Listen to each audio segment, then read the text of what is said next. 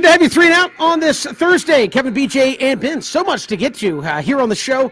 We'll talk with Josh Pate, 247 Sports. We'll look at some of the big storylines for college football as kickoff coming up in just a handful of weeks. Also, we'll talk to you about conference expansion, which has kind of shaped the early narrative here of the preseason in college football about what's to come.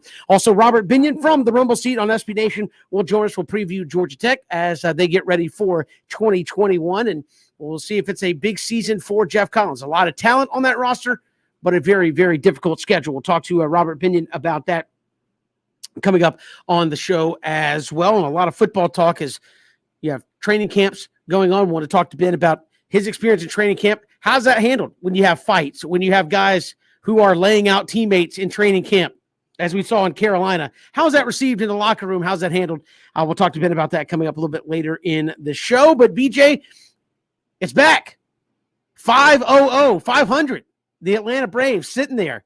We can talk about a chance to go above 500. I know a lot of people are saying, well, it's just the way the season goes. It's probably not going to happen. But a couple of things. A chance to have a 3-game winning streak. I don't know if you classify 2 as like, hey, that just kind of happens as a winning streak, or it's more of a coincidence. But a 3-gamer, I think that's the start of a winning streak and a sweep if you can get it done tonight against the Cardinals. Great to see last night, got the dub. It got a little interesting late. You were able to come through and get it done. And, yeah, the momentum around this team, especially given that the actual progress with your record has been very modest. I mean, you're just now 500. You've still not had a winning record this season. Now, if you win tonight, not only, Kev, to your point, do you have the sweep over St. Louis, which will be quite significant, but you would also have a winning record for the first time this season. And I think you have the Marlins and Mets playing right now tied late, I think, in an afternoon game. So we'll have to see what happens there. But a chance to theoretically have it down to 1.5 by midnight tonight, and that would really be something. But credit the guys for getting it done last night. And it is interesting because there is such a sense of achievement around the organization, and it really has been an average season. I mean, I was just chuckling looking at it. The Atlanta Braves, 54-54 overall.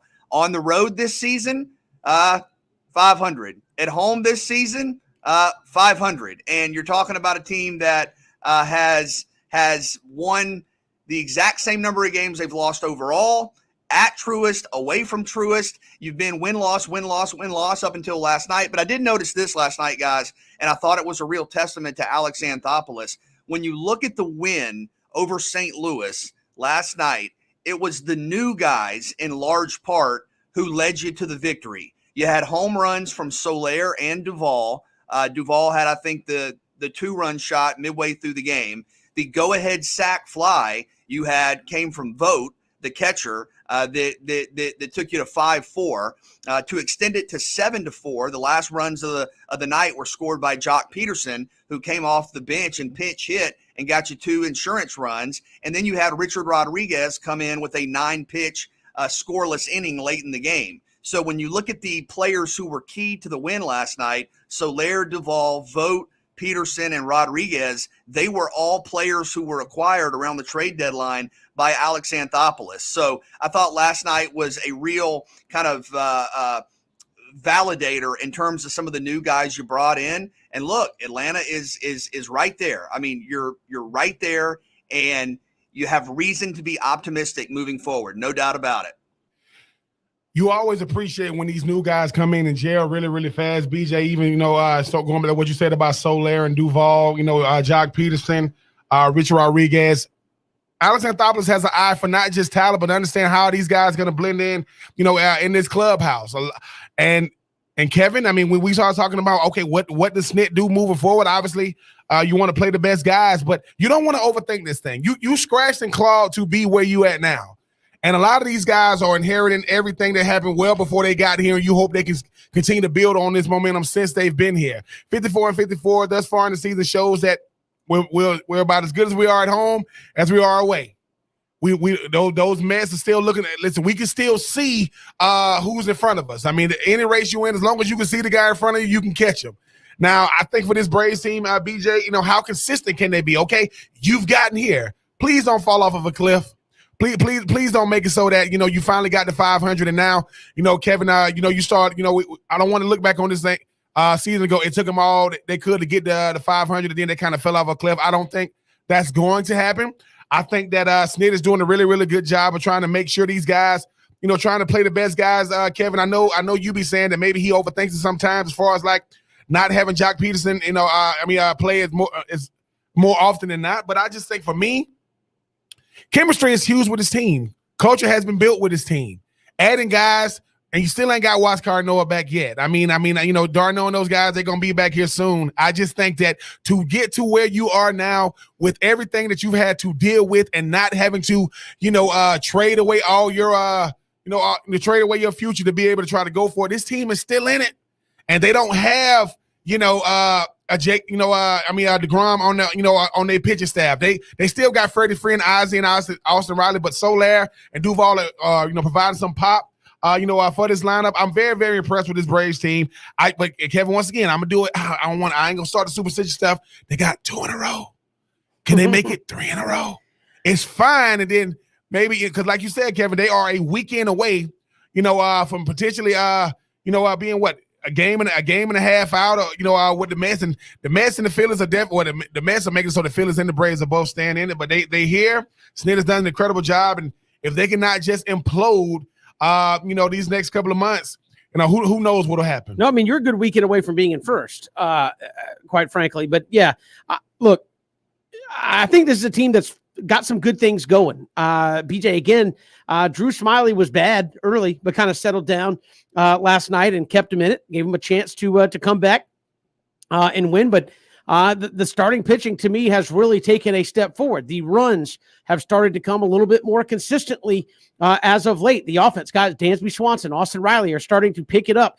Jorge Soler, I think batting in between Albies and ahead of, behind Albies and ahead of Freddie Freeman is a really good thing for him. Obviously, I think he's had like 6 home runs in his last 9 ball games, since just coming down the stretch. So look, this is a guy that I think not totally replaces Ronald Acuna, but can add another feared at bat in the lineup. And all of a sudden, you go Albies, Soler, Freeman, Austin Riley, who's playing well. That's a very good 1 through 4. Dansby Swanson, I think, is the first Brave, or will be the first Brave since like the 50s to hit 20 more homers in a season. So basically, from an offensive standpoint, Dansby Swanson might be the best offensive shortstop you've seen since the 50s. And I know people say, well, he strikes out a lot. Well, he's cut that down pretty significantly in the last handful of weeks, starting to hit the baseball. I think the more Vogt can play and not Kevin Smith, the better. And then, you're awaiting Darno to come back. That's another major league at bat you throw in the lineup. And all of a sudden you start looking around and go, Jock Peterson, Adam Duvall. These are now guys that are at the bottom of your lineup who can give you a big league quality at bat that you didn't necessarily have all the time. I mean, there were times a few weeks ago, BJ, where you're going, man, you really get past Austin Riley, and it's like, yeah, we're just going to have a hard time getting back around. I don't think that's the case right now with this Braves team. And you look at, again, starting pitching is better. Offense starting to trend in the right direction. You have a huge positive run differential, which nobody else in the East has. Your bullpen is starting to pitch well. Will Smith still made it interesting, but got out of it. Rodriguez came in and really looked well. I think you're starting to see some of this come together for Atlanta, and at exactly the right time. Again, your schedule's going to take a turn a little bit easier for you here. I think if you're Atlanta, there's some signs as to why the Phillies and Mets should be looking over their shoulder a little bit, saying, look, 3-time defending NL East champions are starting to play consistent baseball, and if they do, we might be in trouble. Well, no doubt. And I definitely think the Mets and the Phillies are paying attention to the Atlanta Braves, and the Braves have their attention directly. In terms of where you are now, I think we all speculated that maybe by the time you got to late August, September, that the Braves would be closer to being in the mix. No, the Braves have the Mets and Phillies' attention right now. And we'll see. I mean, the Mets could lose this afternoon. They're in a 1-1 game with Miami. But a couple of thoughts on the guys you mentioned, Kev. Dansby Swanson has really turned it around. And yesterday we talked about Freddie Freeman. We talked about Ozzie Albies, guys getting the credit they deserve.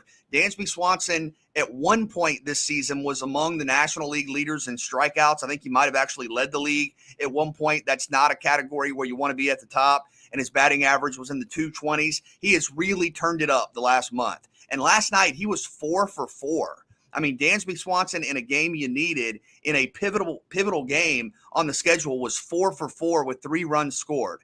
And that was instrumental to Atlanta scoring 7 runs and getting the victory. So shout out to Dansby Swanson. He's really found his stride. And you mentioned it, Kevin, cutting down on the strikeouts, putting the ball in play, finding gaps. And then with Duvall and Soler, not only do those guys hit home runs, they mash. I mean, when those guys hit home runs, it's not 370 feet over the right field wall. It's 415, 425 to straight center. And I think the threat, the potential that Soler and Duvall bring to the plate in terms of not just having power, but, knock it up, to the second deck type power, I think really rattles opposing pitchers, because these are among the best power hitters in the National League. Both those guys, they are. And the averages aren't great. I don't think Soler or Duvall are going to be 275 hitters, but they are pure power hitters. And that's something that Atlanta's not had a ton of over the last 5 years. And now you got 2 guys that can go 420 on you,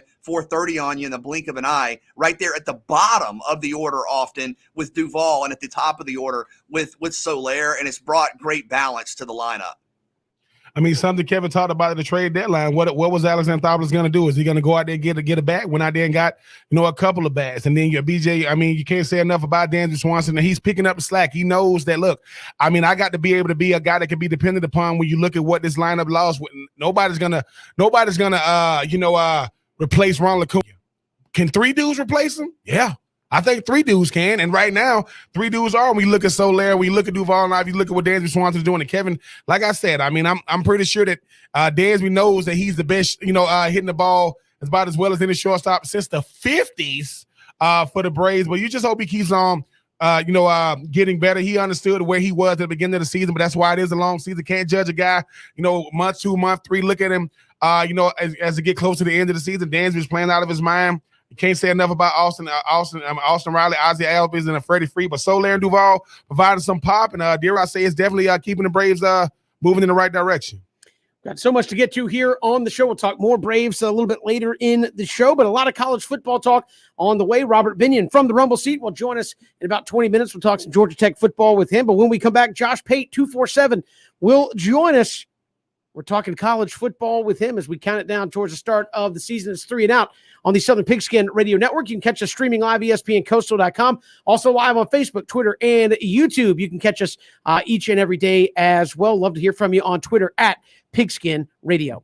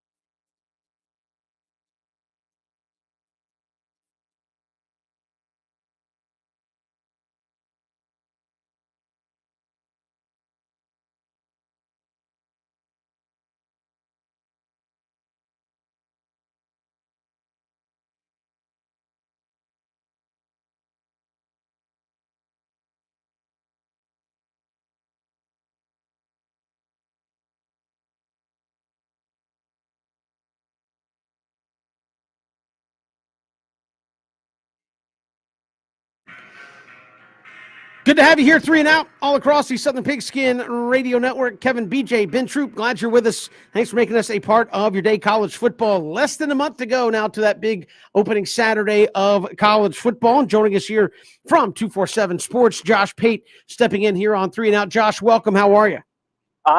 Well, the date you just read off makes me wonderful automatically. I got ear-to-ear smile from now until kickoff in about, like you said, a month. So I couldn't be better. How are you guys doing? Hey, man, we're doing fantastic. Obviously, a lot of off-season stuff that is going to have implications into the season before we get to what's on the field. You had name, image, likeness coming on board, which has certainly changed the game. The SEC saying they're going to take 2 more teams with Texas and Oklahoma has certainly changed the game. I mean, what's next as far as that kind of stuff do you see coming for college football before we even get to what's going to happen on the field? Well, if you are of the opinion that you've longed for the on-the-field part of this sport to arrive because you're tired of talking about that, I think this is your time. Not just because the calendar says so, but I've really gotten the sense, and this is just over the past 3 or 4 days, talking to some people very much behind the curtain on this stuff, I really get the sense that there has been a collective undoing of the tie, lean back from the table, unbutton the top button, and just take a breath. Whether it's conference realignment or whether it's NIL, I think a lot of guys have been advised, get whatever deals you're going to get done, get them out of the way, get yourself focused, don't have 4-month perspective on what is a 40-year career for you ultimately when you factor in finance. And so I think the fear was, man, we're about to have a football season and there'll be all sorts of off-the-field distraction. Now, I can't tell you what's going to happen in the medical community, but when we're talking about the football community, unless, some bomb drops somewhere and I'm unaware, I really think we're going to be able to talk about position battles and who's going to win the right guard spot, and I think it's going to be at the forefront just like it is every year. I do have to ask you about SEC expansion, though, with all that said. And, I am looking forward to kickoff, certainly. But Texas and Oklahoma, and we've seen, various, suggestions or going back even a couple of weeks, thoughts. Could the SEC be in the middle of a process that may result in more teams being added? What does your gut tell you about kind of what the end game is for the SEC with expansion? I think the end game is very much up in the air still. I think if you were to have Greg Sankey on your program right now, first you should bump me for him. But if you could get him on the program and you put truth serum in him and you asked him that same question, he would be forced to tell you, I don't really know how this ends. I think he'd be honest. He may have a little bit more preconceived notion than us or a little more educated notion, but I don't think they have an end game. There's sometimes where you get political speak and you should just let it go in one ear and out the other. But everything that I've heard and everyone I've talked to has really led me to believe, I can turn my alarm off there before this radio hit. I really have been led to believe, and I believe this too, they are at 16 with Texas and OU. They are fully comfortable staying at 16. What the future of the sport does will be dictated, I don't necessarily think, by the SEC, and that's on their own volition. I think they're happy being at 16. I do not think, in other words, this whole predator out in the high grass waiting to poach your team and their team at any given moment, I don't think that's reality right now, which is a good thing because that was my initial fear. I'm an SEC guy, but I'm a college football guy first and foremost. So I think they'll hold at 16. And then, if there's a radical shift somewhere, if tomorrow we read a headline that the Big Ten's swallowing up 5 or 6 other teams and they're going to 20, well, then you're going to be forced to make a move. But notice what I said. I think they will make a reactive move because they've already made their proactive move as they see fit. And Josh, when you think about, even sticking with a guy like Greg Sankey, who is the most powerful man in college football right now, might be the most powerful man in college athletics. How long does the SEC decide they want to stay with the NCAA, or do they break off? I personally think they will stay with the NCAA because it just maybe the illusion of being with the NCAA still gives that, we want to fall up under something that, even if it's not, looks like it's bigger than us. But because you just said, you don't really know what the future is for the SEC, do you think that that's in the cards that they might break away from everybody else?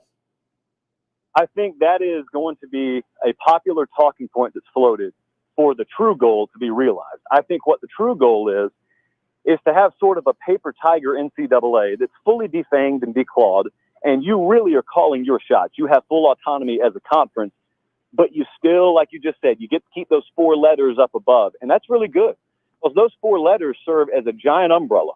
If you walk around New York City, they have terraces built over the concourses. And all that's there to do is to catch something if it happens to fall from a building, person, socket, wrench, whatever, so it doesn't fall down on the people.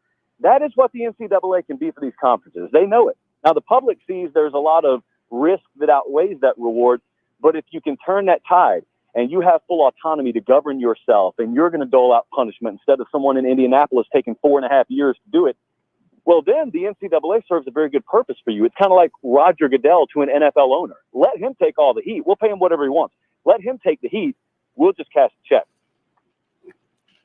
Josh Pate, host of The Late Kick with Josh Pate, 247 Sports, joining us to On the Field. Obviously, as you said, the countdown is on, and we're all getting excited. Certainly that opening weekend, you get Georgia Clemson, which I would imagine at worst is going to be 2 top 5 teams, could be 2 top 4 teams when they get there. How do you see the importance of that game in week 1? Is it a playoff, not necessarily an eliminator, but how do you kind of see that breaking for both of those teams depending on the results? Well, it's beautiful that we have a game of this magnitude. It can only happen in this sport. That's why I love this sport relative to any other sport a lot more. It's a fascinating matchup game. And the reason I say that is because both programs are going to think they have the same advantage. And they're going to be right, by the way. Both programs are going to take a long, hard look at the other's offensive line, and they're going to say, we can attack there. We're going to be able to own the line of scrimmage. We're going to be able to disrupt timing and rhythm. It's week 1, too, so you already have struggled with timing and rhythm in week 1. And we're going to be able to put that quarterback on his back. We're going to be able to force some turnovers, and that's how we'll win that game. And it wouldn't surprise me if you set the over-under turnover margin at 4.5 or 5 total in this game. It wouldn't be crazy to take the over. But here's where it gets interesting. So both programs, just as fortified as they are on that defensive line, if you have questions, you could look at the secondary for relative weak spots. Now, again, these are top 5 teams for a reason. But that quick snap perimeter game in the passing game, that's where that thing's going to be won and lost. And it's going to be real fun because you got some new faces and some green faces in that Georgia secondary. And you got a Clemson secondary that got really victimized and torched, very uncharacteristically torched.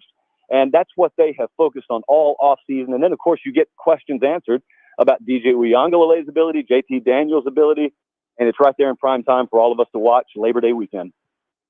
Josh, we heard some whispers at SEC Media Days that maybe if you're going to get Alabama, this would be the year just because they're replacing so much. Do you think there's any relative merit to that? Absolutely. I think I've probably said that sentence. And if I haven't, then you just put it in my mouth and I'm going to regurgitate it. Yes. I had a personnel guy in the SEC that scouts these teams for a living that said exactly that. He said, I'm looking at Alabama. If I had to fill out one of you guys' polls, I'd probably still put them number 1. But relative to Alabama standards, this is the year to get them because they are, again, fortifying the quarterback room. I'll tell you, you want a name to watch. When Alabama's blowing out teams 38-10 this year, stay tuned in and watch a kid by the name of Jalen Milroe come off the bench to play quarterback for him. He's not starting this year, but that dude's going to be a stud down the road. They just brought in the number 1 wide receiver room. I mean, they just brought in the number 1 recruiting class of all time, and it wasn't particularly close.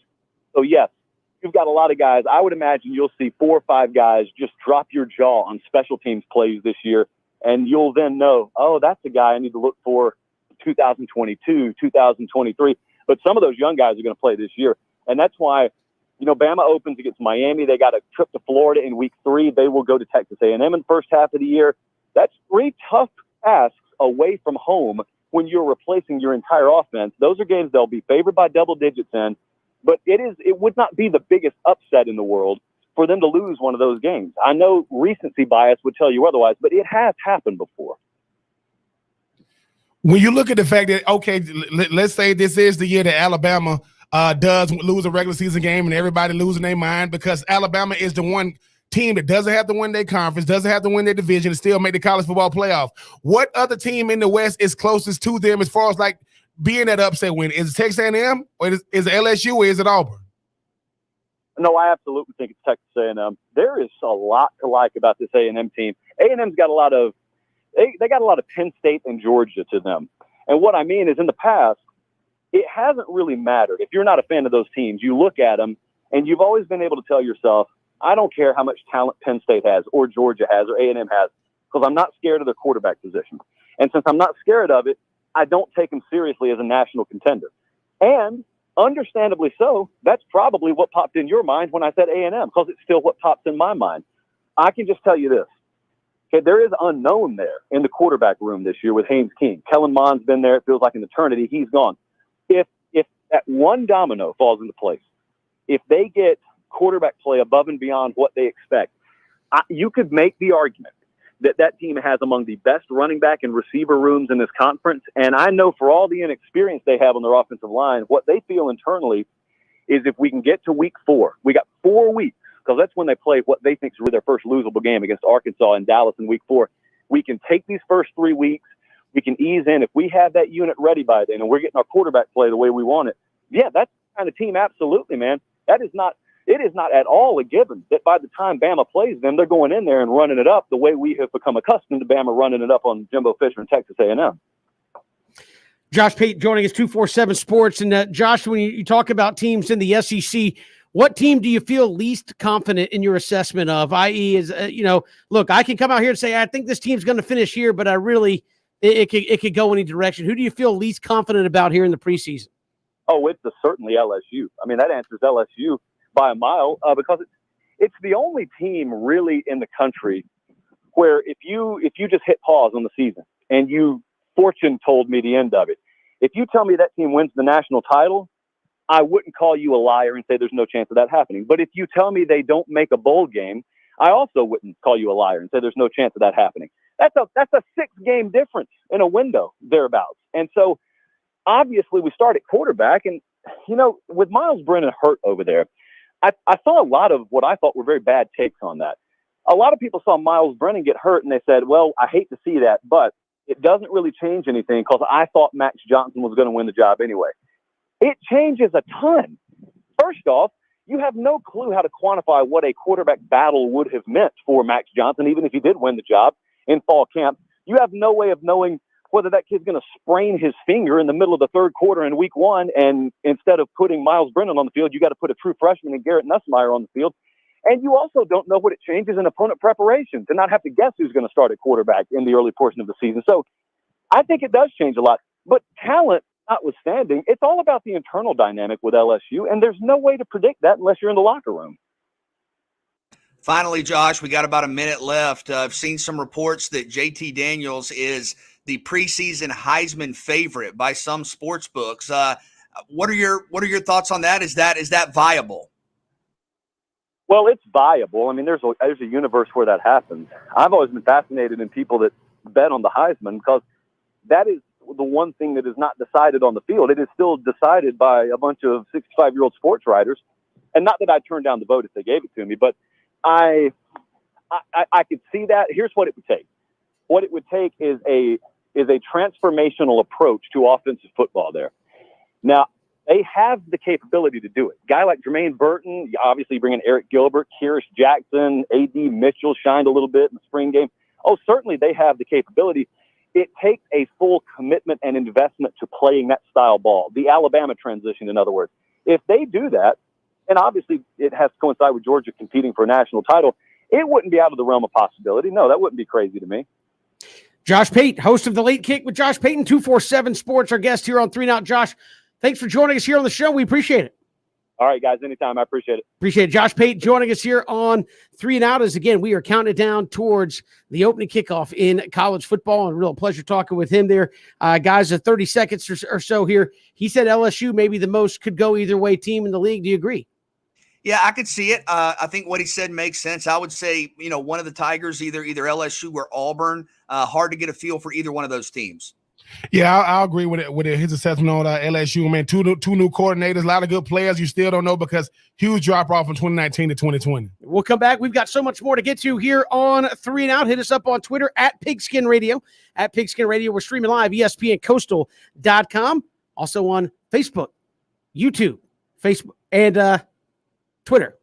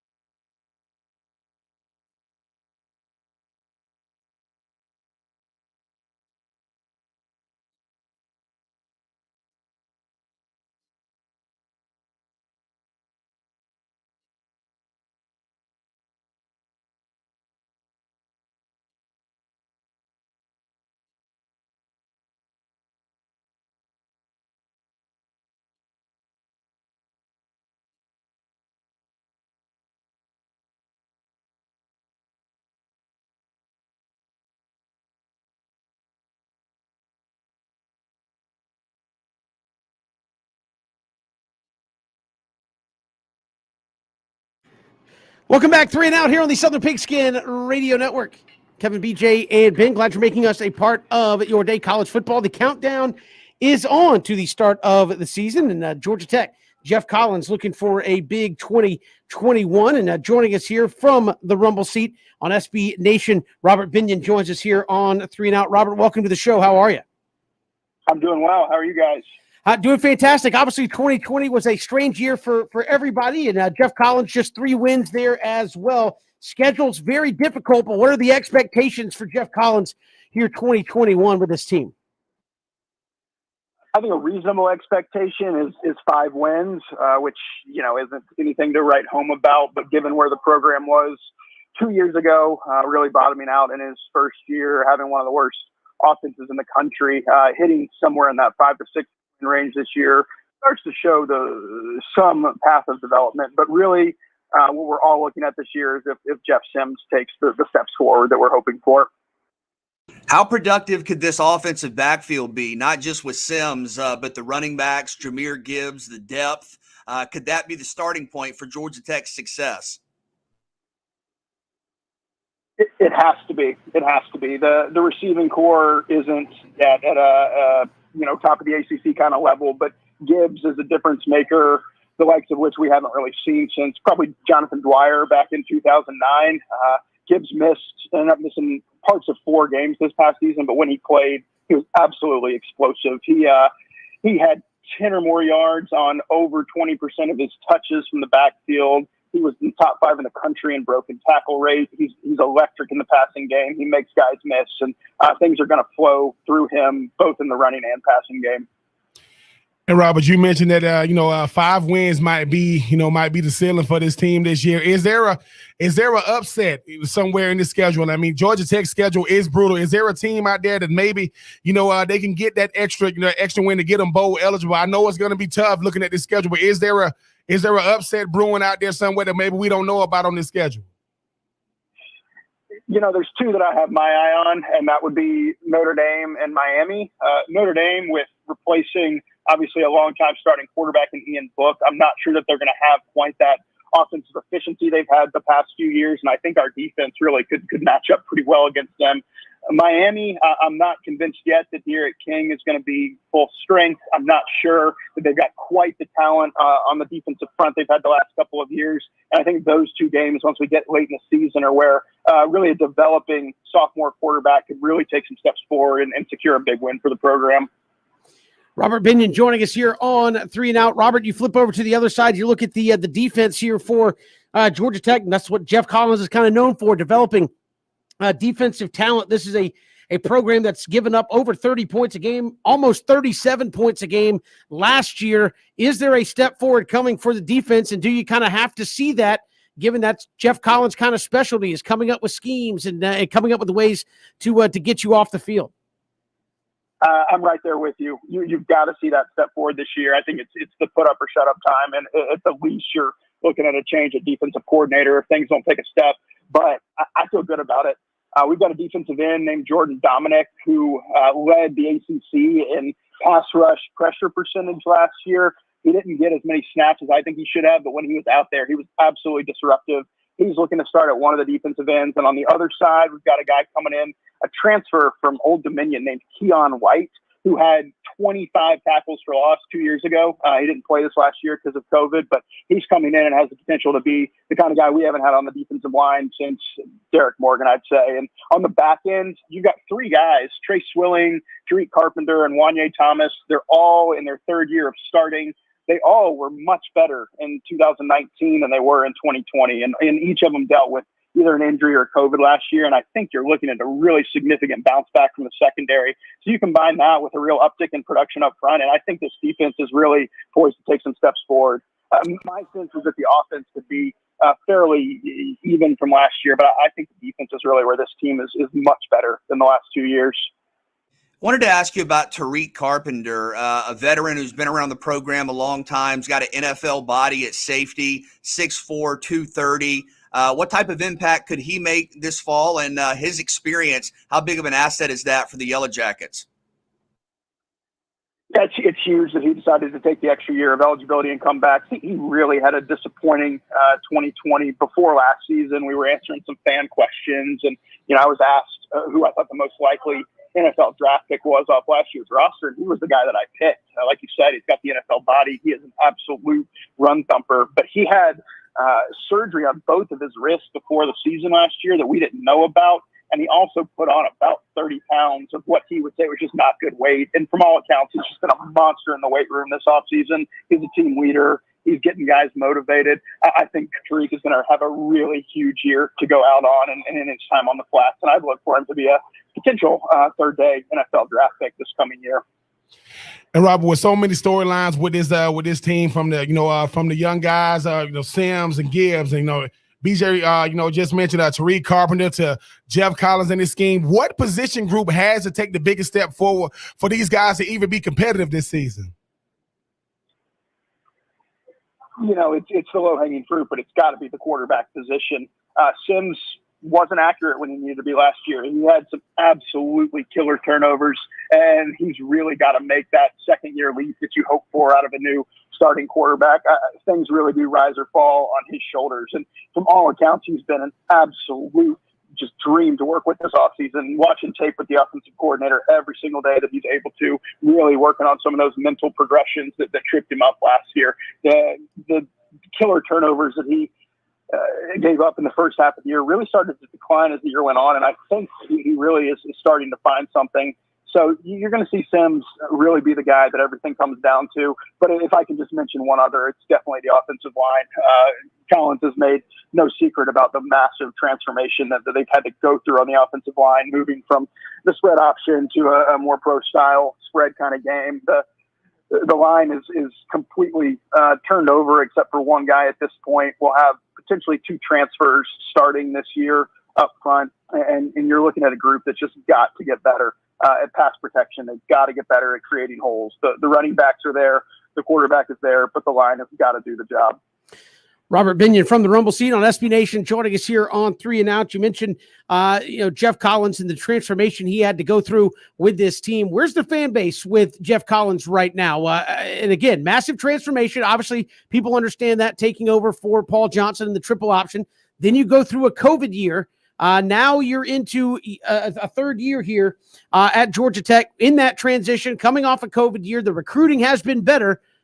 Where's the fan base with Jeff Collins as far as the job he's done and where they expect to see this thing go here shortly? Because obviously he sold a lot of sizzle. Are people ready to see some of the steak? Absolutely. I've been a Georgia Tech fan my whole life. I'm 34. I think right now is one of the most divided fan bases I've ever experienced. You've got a significant portion of the fan base that really thought that, Paul Johnson took the team to heights that we hadn't seen in a couple of decades, and really to veer so hard away from that, as Collins has done, provides a lot of opportunity, more exposure, more recruiting potential. But like you said, he's got to deliver. And so you have one side of the fan base that thinks, the recruiting gains are going to take care of everything. Just give him 2 more years. Everything's going to work out. From where I sit, this year is really, really pivotal. If we don't show a significant step forward this year, to me, it's a pretty early indicator that he's just not the guy to do what he said he was going to do. And I know it would be early in the transition, but I don't think you want to hold on to somebody in a kind of sunk cost kind of way. So if he doesn't show the progress that he's promised this year, I think you're going to start to see that seat get a little bit hotter than people on the outside might expect. From the Rumble Seat joining us here on 3 and Out. Robert, really appreciate the time. Thanks so much. Yeah, thank you guys. Looking forward to the fall. Appreciate it. Robert Binon joining us here, talking a little Georgia Tech football from SB Nation. And again, he talked about the quarterback spot a number of times there, BJ and Ben, with Jeff Sims, highly thought of quarterback. I think I look at Georgia Tech and said, what is their offensive identity? You go from the triple option, which you knew what you were, to now, are you a spread option team? Do you want to throw it more? Are you still running the ball? I think you want to see some more of that come out here in 2021. I think it's a fair question. What is the offensive identity? And I like Sims a lot. I think he did a better job than a lot of people, might think when they first glance at the stats a year ago as a true freshman starting game one right away. But I think you run the ball. I think that's where the strength of this team is. The offensive line, especially along the interior with some veterans, the running backs where you don't just go one deep, two deep, probably three deep. I mean, I think you're pretty close to what Georgia has on paper in terms of your depth in the backfield. I would run the football. I think that's how this team can win games, control games, and I agree with what Robert said. Jahmyr Gibbs is one of the best players in the country. Yeah, I do think you allow the running game to make the passing game that much easier. You don't want to make things more stressful on Sims because bigger than him, Kevin throwing the football, he got to stay upright for every game you're in. I mean, he's the best option. I don't care how good the backup is. Whoever the backup is not gonna help you get to that 5 games as Robert mentioned, maybe that 6-game threshold if they can indeed upset one of these guys. He picked Miami and freaking Notre Dame. Wow, but I just think that. When you look at this team, they're going to go as this offense goes. Why, even though Tariq Carpenter is going to be a big time talent, BJ, in that defensive secondary, give the ball to Gibbs with a talented running back room and let Sims go out there and kind of sling it around. Because the thing about it is, when the running game is good, he don't have to put the ball in the air as much, which means he's going to cut down on the turnovers, which means the defense is going to get more rest, which is going to probably make it more easy to kind of still make it the game in the fourth quarter. And we'll see. They count it down. Georgia Tech opens with Northern Illinois September 4th in that season opener. We've got more to come. It's 3 and Out on the Southern Pigskin Radio Network.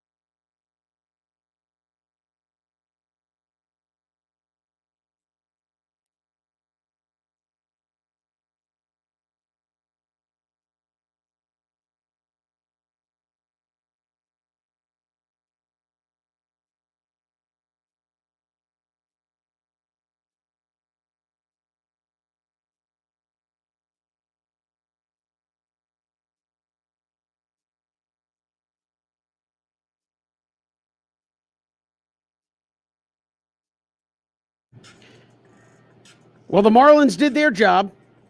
They took care of the Mets this afternoon. Braves down to 2 games out in the National League East. A win tonight could be a game and a half out, BJ. Then the Phillies, depending on what happens with them and the Nationals, Braves could be tied with Philadelphia, or the Phillies could be a half a game out here. So things getting tight in the East. The Marlins take 3 out of 4 from the Mets. The Marlins, after trading away Duvall and Marte and others. So pretty remarkable. Yeah, if you're the Braves, you're right there. You're right there. You're right there. A sweep tonight would be a huge deal. Ooh, Kevin, it's happening. I'm just saying, like, it's okay to get excited. Right? I know that this is going to be a big weekend, no matter what happens for this Braves team. But hey, as you said, Kevin, now you're watching what you're doing, and now you scoreboard watching Marlins. Good job. Both playoff teams, in 2020. But hey, we'll take it. Yeah, if you're the Braves going to the night's game, you already know the Mets have lost. Got to play with some intensity tonight against the Cardinals. Go for that sweep. Hour 2, take 3 around the corner here on 3 and Out.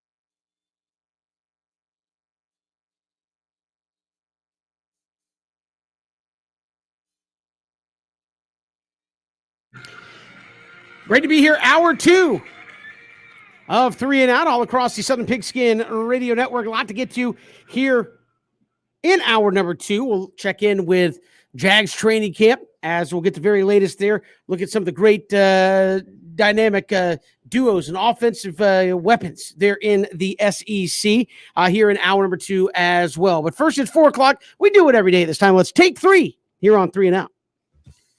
All right, fellas, the Braves are at 500. The Mets have lost.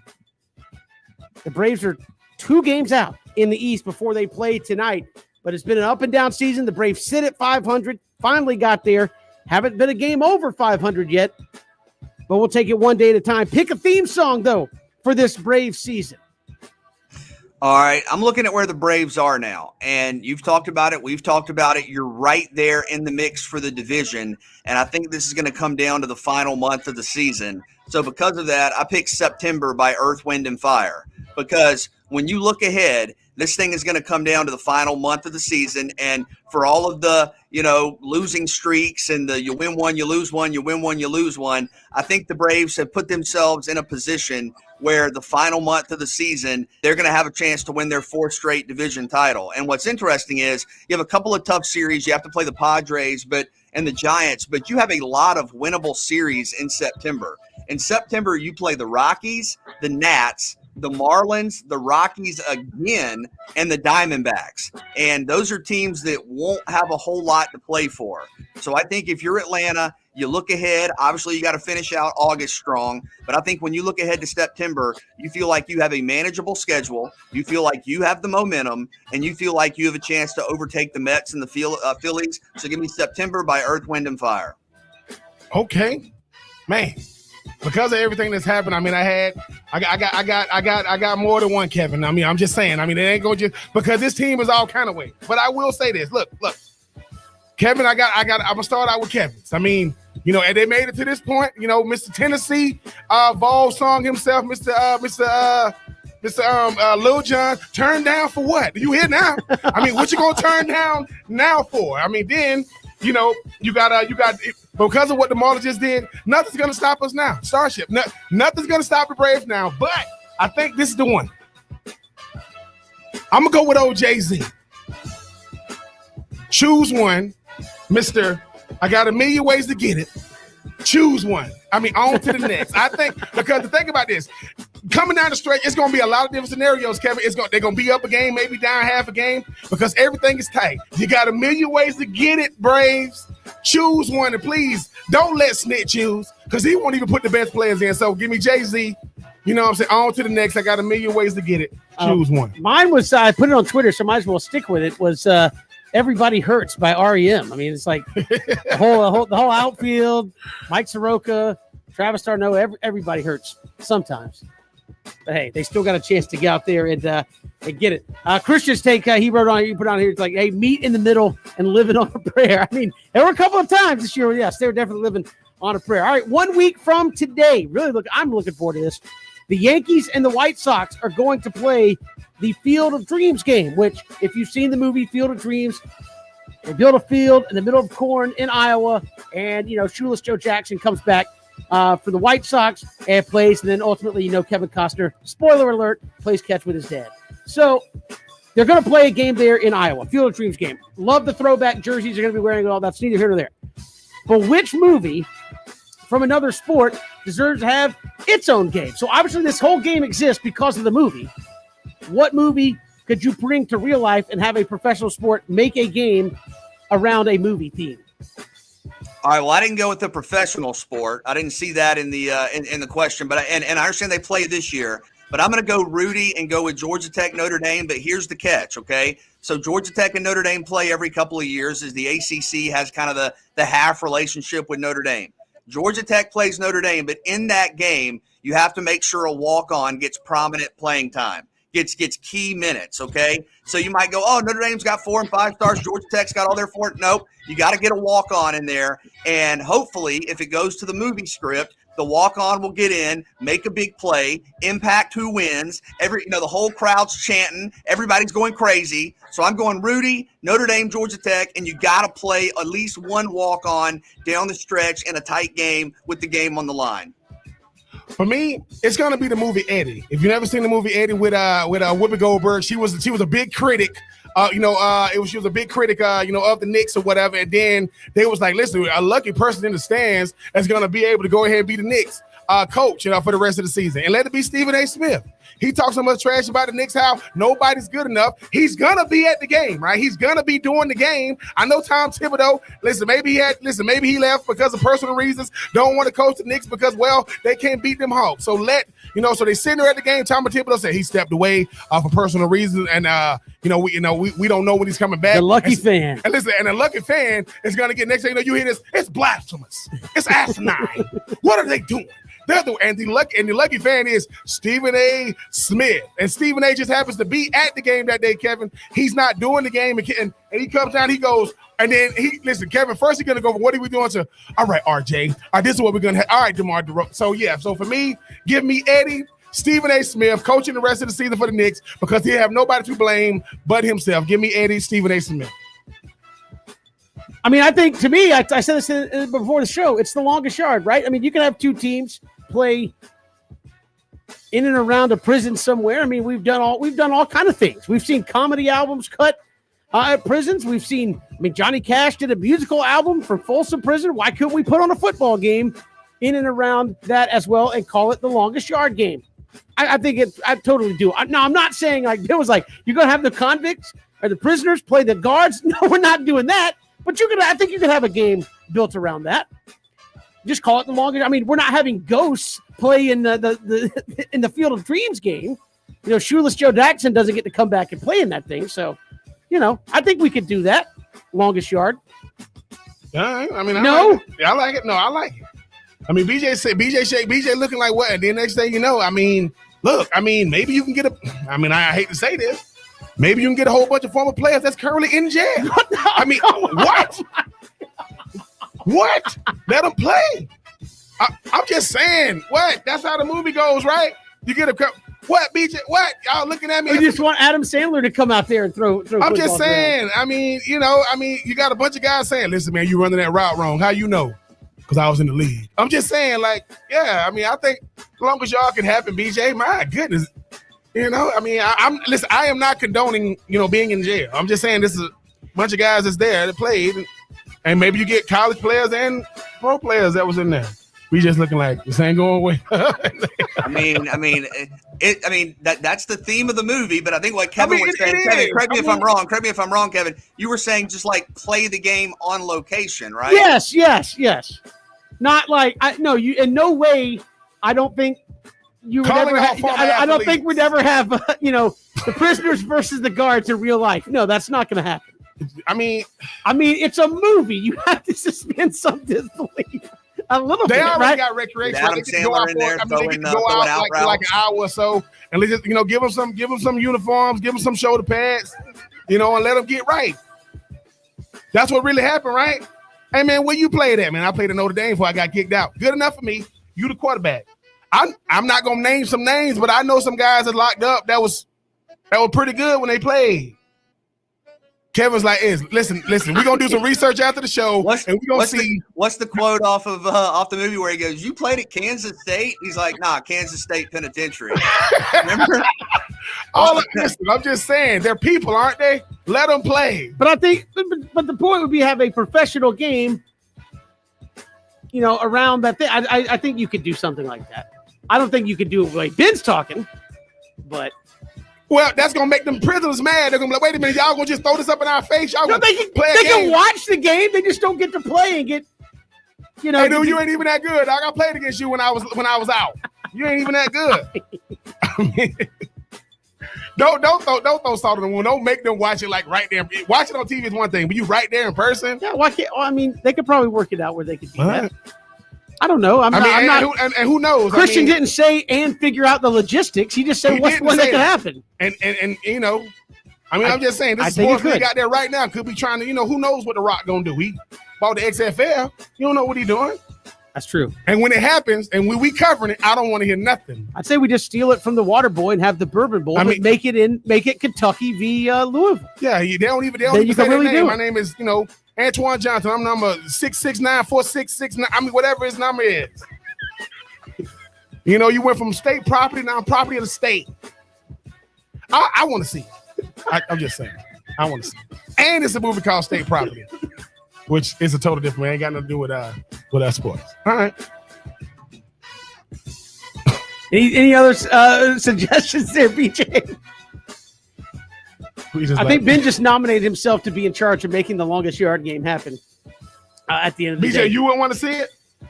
I'm trying to think back to the new one in the movie. Don't they have like Peter King and media? They got the Boz. The Boz is on Jim there. Rome and like the press conference and the press box. Before they get Chris Berman calling the game. Yeah, he was. He was sitting there with he was sitting there with one of the inmates and he got Green Machine. I'm just saying, Kevin, I like the longest yard concept. We'll talk about it more after the show. Okay, that's fine. Look, we've done almost everything else. We're playing a game in a cornfield for real. We've had basketball games on aircraft carriers, right? Yep. I mean, I don't really think we've done anything kind of outside the norm for football, outside of the Hall of Fame game, which really kind of makes sense. You're at the Hall of Fame. It's Hall of Fame weekend. Isn't that tonight? Isn't the Hall of Fame game tonight? Do what? Isn't the Hall of Fame game tonight? Yes. I think it is. But that goes along with the Hall of Fame induction. So it's not really like a crazy thing. Yes, they played hockey outside. Like, what else is there to do? Longest yard game. Talk about it. Do it. All right, moving along. Take 3. If you had the next 4 years to train for it, put in your. And I don't mean hey, on a Tuesday night from 6 to 7, we go at work. You quit the radio show and you're training. Next 4 years to train for it. Which Olympic event could you medal in? I mean, this feels really disrespectful to even try to answer, right? No, it doesn't. No. Yes, it does. Kevin, you just said if you quit the radio show and spend the next 3.5 or 4 years training, the assumption is that you would win a medal based on 3 years, 4 years of training after your radio career. No, the correct answer is nothing, not even close. That's ridiculous. But if I have to pick one, I'll go back to the last time we asked, what would your Olympic sport be? And it's table tennis. I think that's the peak of my athletic excellence is table tennis. So if there's any even theoretical, possible, ridiculous, absurd pathway, that would be it. For me, I mean, it's got to be volleyball. I mean, I just dedicated myself to it. I mean, it's 2-on-2. I mean, let's do it. I mean, I'm doing it every day. I'm out there in this, on the dirt, in the heat, getting right, making sure I'm ready. I think I got a chance to do it. I'm going to be talking. I don't know if I'm allowed to talk trash, but BJ, I mean, I'm not going to do anything that requires me to run. I was going to say the javelin because I throw that thing out there. But, I mean, I'm just going to, 2-on-2 volleyball. I think I got a shot to do it. I think I got a shot, serve and volley. Serve and volley, make sure. So for me, I'm gonna say volleyball. If I dedicated myself to it, I think I can go out there and get that bronze. See, I actually think I don't know what the ideal height, weight, muscle mass deal is for javelin, but I actually think Ben might be able to do it because look, you already got the height, teach you technique. You got 4 years worth of throwing to figure it out. How far do you think you could throw a javelin right now? I don't know. I ain't even going. I don't know what the world record is. Hold up. Just to provide some perspective into this, and with all due respect to Ben, I think to say you would make the Olympics in 3 years is a little, is a lot. But you bet me $100 you could throw a football 70 yards, and we went out there 65. Okay, and it went about 48.5, like 49. With no training. With no training at all. That's paying taxes, having children, just going straight out there.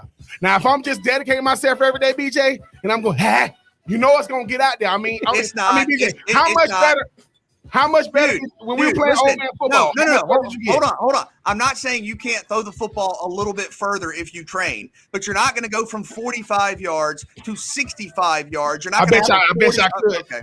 All right. And also, give me my money. Whoa.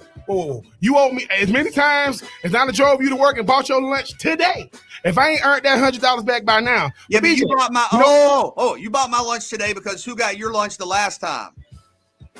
We listen, we live in the here and now. Just like them Braves are 500. I don't want to hear about yesteryears. Your stomach is full because your lunch got paid today. And guess what? 2-on-2 volleyball. I'm gonna try to go volleyball and javelin, BJ. Okay. Kevin wanted to do X game. The world record javelin throw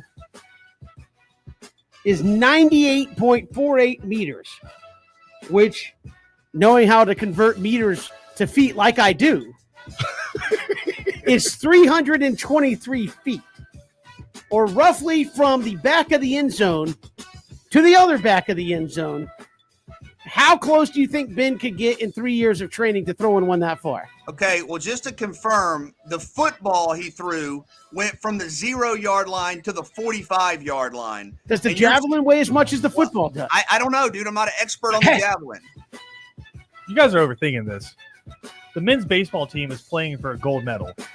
Give you 4 years. Just sit the bench. And like literally none of the best players in the world are playing in this thing. They're all playing in Major League Baseball right now. Kevin does throw an 80-mile-an-hour fastball. It's true. So. But I give you 4 years. You can't play left field for an inning.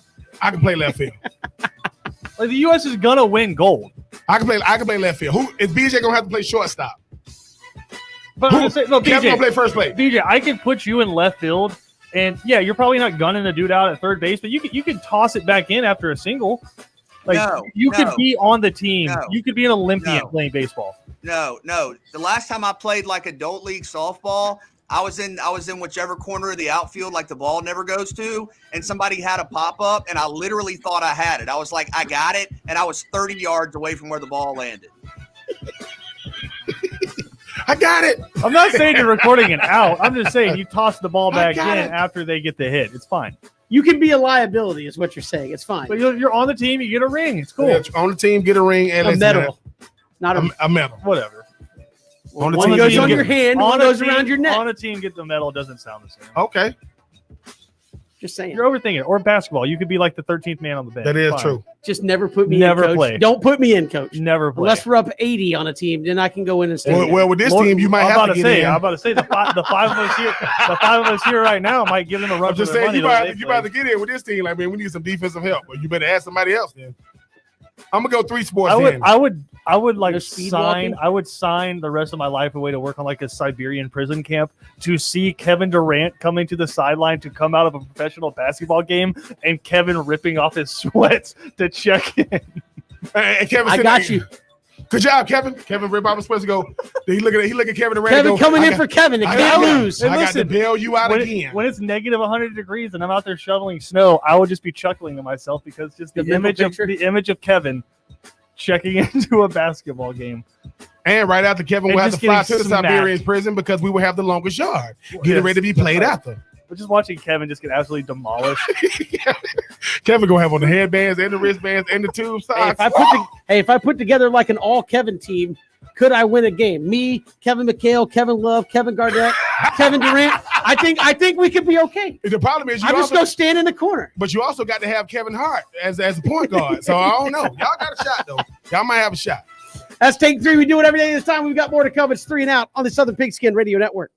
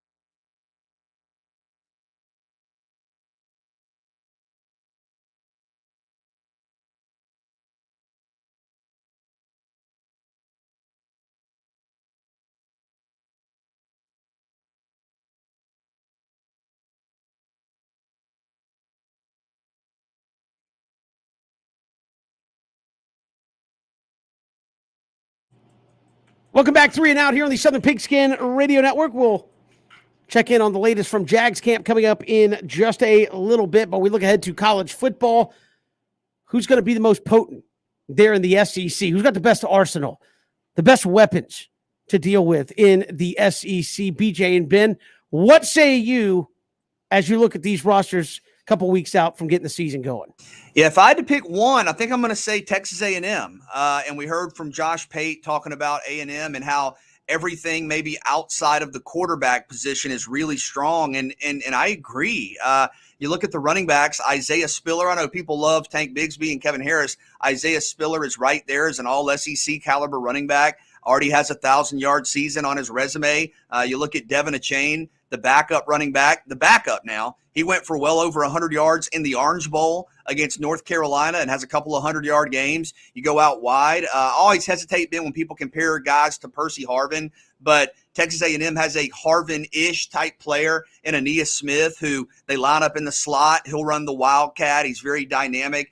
Chase Lane is back at wide receiver, who's kind of a hybrid number 1, number 2 receiver. But I think the difference maker for Texas A&M, when you talk about skill position talent overall, tight end play. Texas A&M doesn't have one NFL tight end. They have 2. When you talk about Jalen Weidermeyer and Baylor Cupp, Weidermeyer, a lot of people think he could contend for All-American honors, All-SEC honors this season. Cupp is the younger brother of Cooper Kupp, who's in the NFL, and both these guys are former 4- or 5-star recruits at tight end. So I think when you look at the totality of sort of every position, Texas A&M, but I also think Georgia's right there. If I were to say A&M 1A, I think Georgia's 1B, especially when you look at Eric Gilbert to go along with the talent in the backfield. I mean, I think people are sleeping on Zamir White a little bit, Kendall Milton, James Cook, out wide, Burton and Jackson and Blaylock. And I think it's Texas A&M and then Georgia probably sharing the number 1 spot for me.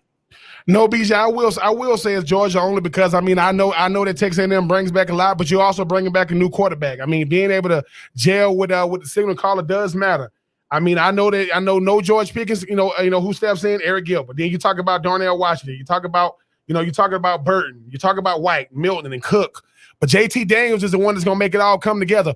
I don't think people understand how dangerous it can be when you got a 6'6", 265-pound tight end with a number 0 on his chest and a guy who used to be a tight end on the same side of him playing the single receiver side because you got Burton and you got Blaylock and those guys. And then you got to remember, you always got just a plethora or, just an incredible variety of running backs. I know Zamir White's supposed to be the headliner, but BJ, could Cook be the X factor? Because what's the new thing now? Catching the ball out the backfield. And I know they want to run the football, but if Coach Monkey is saying to himself, look, man, I'm trying to find a way to get you touches. That could be in the screen game. That could be in the check down game. That could be really splitting you out, really, forcing mismatches against the linebacker. So I know, and we've gone this far and haven't even talked about, Alabama with Young and Mechie and Robinson and those guys. I just think that Texas A&M is probably going to end up having the better numbers because they're going to have to score more to be able to stay in games. And I like what Texas A&M is bringing back. I like what Arkansas is bringing back as well. But the fact that JT Daniels has had a full year with these guys, he's already kind of seen like what the atmosphere is going to be like. Darnell Washington scares me to death, man. I mean, because they're gonna give him 3 routes. They're gonna give him a 10-yard in. They're gonna give him a corner, and they're gonna give him a seam. And even if he catch it, you got to deal with that. That's 265, coming downhill. So, good luck with that. But I do think, Eric Gilbert, I mean, to even have the skill set to drop the weight to even move to the wide receiver position just speaks to his athleticism. Burton is a route running machine. Like he is a route runner. And, I do feel bad that George Pickens isn't there. That would have made that offense almost unstoppable. But I think JT and the running backs just bring it all together. Like Texas A&M, I still think Georgia, and I do think Arkansas and Alabama are right there, BJ, as far as like maybe my 3rd or 4th. I'm glad you mentioned Arkansas because Arkansas definitely deserves to be mentioned right there at the top. You think about Traylon Burks.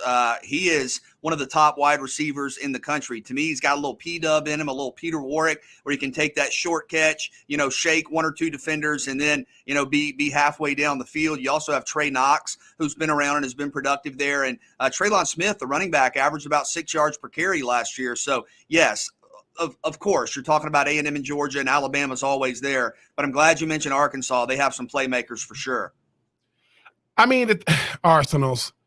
I mean, in the SEC, you never ever gonna lack talent. I think that while Georgia got the best talent, followed by Texas A&M, BJ. You mentioned Arkansas and Alabama, because Matt Corral, and I know some of his playmakers are going to be switching up because he's the best quarterback in that division, and he's second year in under Lane Kiffin in that offense. They might end up putting up the best numbers because their defense is not going to be as complimentary. So watch out, watch out for those Ole Miss boys being able to. You saw what they did last year against Alabama. So watch out for those Ole Miss boys. But Arkansas got the best receiver in the league right now, and we'll see what happens with them Georgia boys as well as those Texas A&M boys. Now I know we talked about just pure talent. Which do you think creates the biggest matchup problem for teams week in and week out? I mean, I think it's Georgia.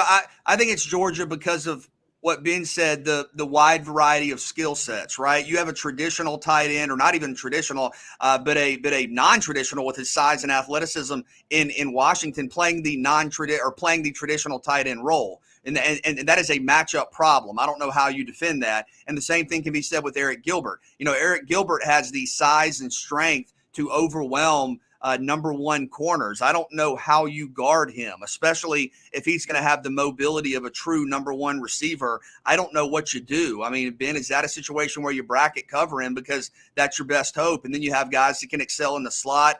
Dominic Blaylock coming back, Kieris Jackson, Jermaine Burton is kind of your number one wide receiver, if you want to call Gilbert a hybrid. And then in the offensive backfield, you have guys who can line up and run between the tackles, clearly, like White and Milton. But James Cook is kind of that new age playmaker at running back, where don't be surprised if you see some two running back sets where Daniels is in the shotgun and maybe one back stays in to block and Cook goes out for a screen or goes out for a pass in the flat. He's a matchup problem. I don't know how you guard him. Are you going to put a linebacker on Cook? So in terms of the kind of the toughest matchup, I think that's clearly Georgia. I think it's Texas A&M, BJ, because something we talked about yesterday with the 12 personnel. We're reversing our answers. We're reversing. Like you said, not one but two tight ends. It's because it's what it does. You can do so much with two tight ends, and I think that you got two guys that can block, two guys that can run, two guys that can get open, and Jimbo Fisher obviously is really, really great at calling plays. You can find a way to be able to have mismatches, and your personnel determines the defense personnel. So when you got two tight ends, you're going to try to match that personnel on the defensive side of the ball. We talked about it. If you want to bring in the slot corner, he's going to have to deal with giving up, maybe 5 inches in height and maybe like 50 pounds in weight. There's nothing he can do about that. So I do think that while Georgia on paper is going to have a lot more weapons, that 12 personnel, you can do a lot with it. Flexibility, motions, pre-snap movement, being able to have guys in the backfield, putting two guys to one side. So I think that while Georgia has, maybe, more players, I think that two tight end set is going to be a killer. So give me Texas A&M for probably the most dangerous. And again, a quick look at, as Ben said, people got weapons everywhere, but who are some of the most dangerous teams that we're going to see in terms of moving the ball up and down the field? We'll come back at the very latest from Jags camp, including, I know a lot of people may not be happy about what Michael Rocco had to say coming out of Jags camp, but would make for an interesting storyline. We'll get to that and more out of Jags camp when we return. It's 3 and Out on the Southern Pigskin Radio Network.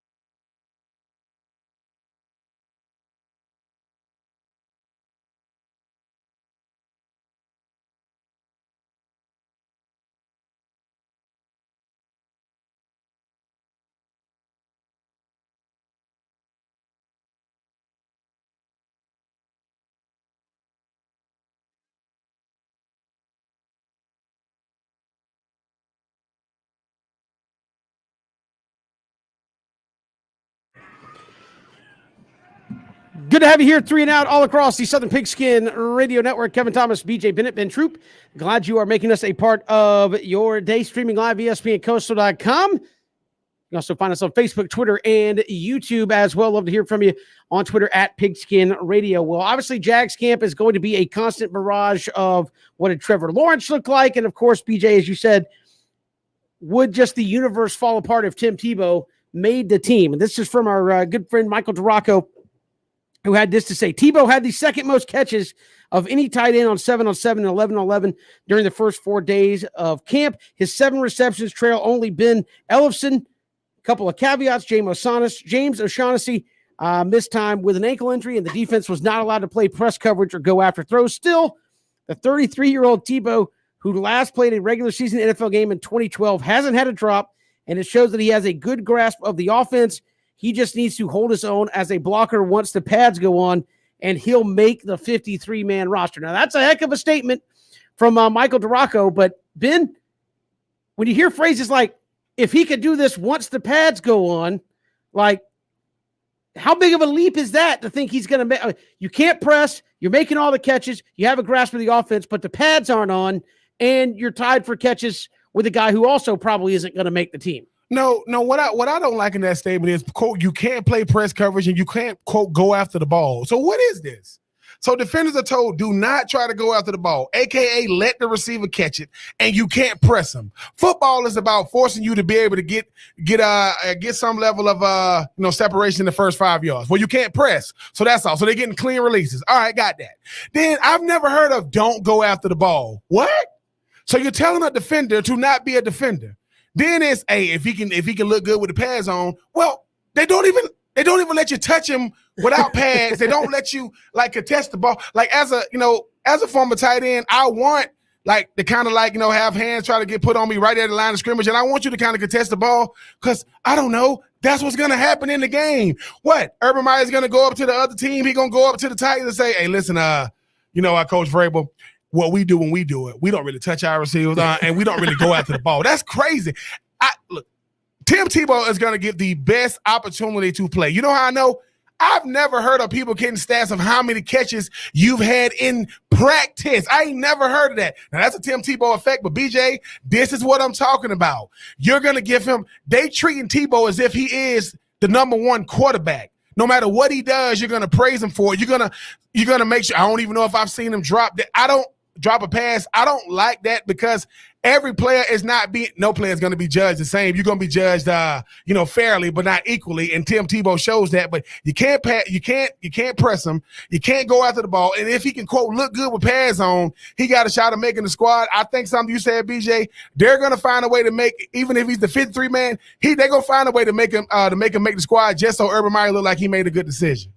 Well, Michael DeRocco's report offering some, positive reviews of Tebow, and Ryan Davis said the same thing yesterday when we talked to the former Jags defensive end. He said, apparently he's out making plays. We've seen the highlights, but I do think both of you, make good points where I don't remember a time, and Kevin, maybe you do, and I understand it. Look, I understand Tebow's a celebrity and maybe the greatest college football player of all time. You get it, but I don't remember a time where I was reading through pre-pads on training camp stats. I don't remember a time in my media career where I've done that. Now, I get that Tebow's a different story. You're talking about a guy that hasn't played in the league in close to a decade, changing positions and all like that. So I understand the attention, but I also think, Kevin, you mentioned it, I don't know that Ben Ellefson is going to make the team. And I don't know enough about the Jaguars depth chart to say he will or he won't, but I think based on what I do know, right now, unless something unforeseen happens, James O'Shaughnessy is probably your number one tight end. The tight end you brought in from Carolina, Manhertz, is probably your number 2 tight end. I think you're looking at a battle for the number 3 tight end spot. I don't know if teams carry 4 tight ends, Ben. Maybe if you're a hybrid fullback, special teams player, I don't know. But I think normally you're looking at 3. And I think Tebow, more than I thought a couple of months ago, might have a chance because he appears to be having some positive impacts on training camp. But there's a difference in might have a chance and is going to make the team. I think these reviews are going to matter more, like DeRocco even references when he talks about blocking and the physicality and those things once you get into full pads. But I mean, good for Tim Tebow. I mean, but that is BJ, you got to appreciate that is a big leap of like, he just needs to hold his own as a blocker once the pads go on. Well, as Ben said, once the pads goes on, that's kind of a big deal. Like, that's kind of playing football at that point. And I think we see guys, and we see this all the time, Ben, where you go and teams will say, man, we signed this dude who ran track and he ran the 100 in 5.2. Can he catch a ball in traffic with pads on? No. Oh, well. Exactly. That doesn't do it. I think some of this that you read with Tebow, it's kind of the same thing you hear with Trevor Lawrence, BJ, which like, oh, Trevor Lawrence is looking good. Yeah, he had a couple of picks, but man, he throws a great ball. Well, he can't get hit. They're not rushing him. And like, what kind of game scenario are you really being put in? Right.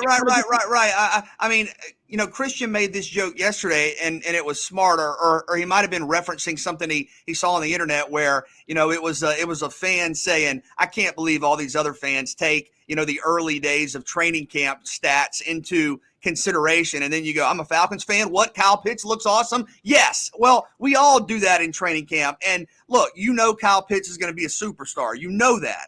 Tim Tebow, there are a lot of unknowns, and I think that's a part of the context of this, right? This is all contextual. When you read a blog about Tim Tebow or a column or hear about Tim Tebow on the radio, you understand that it is a review of Tim Tebow in the first days of training camp where guys aren't wearing pads. You understand that. I mean, there's a difference in Tim Tebow looks pretty good the first week of August, and Tim Tebow looks pretty good the first week of September. There's a major, major difference. I understand that, BJ, but you're making the statement if he can block, he's going to make the team.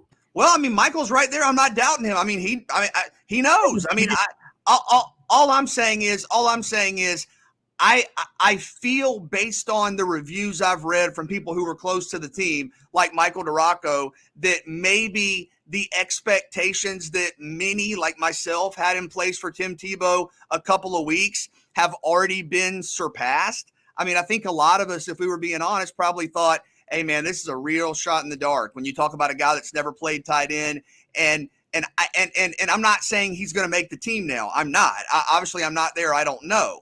But I feel like reading these reports, seeing the highlights, I feel like there's more of a chance now than I did a month ago. But to your point, just because I think there's more of a chance doesn't mean I think there's a great chance. We're still a long way to go. Even as Michael referenced, we're still a long way to go from doing it with everybody healthy. I mean, James O'Shaughnessy is probably your starting tight end, and doing it with everybody wearing pads.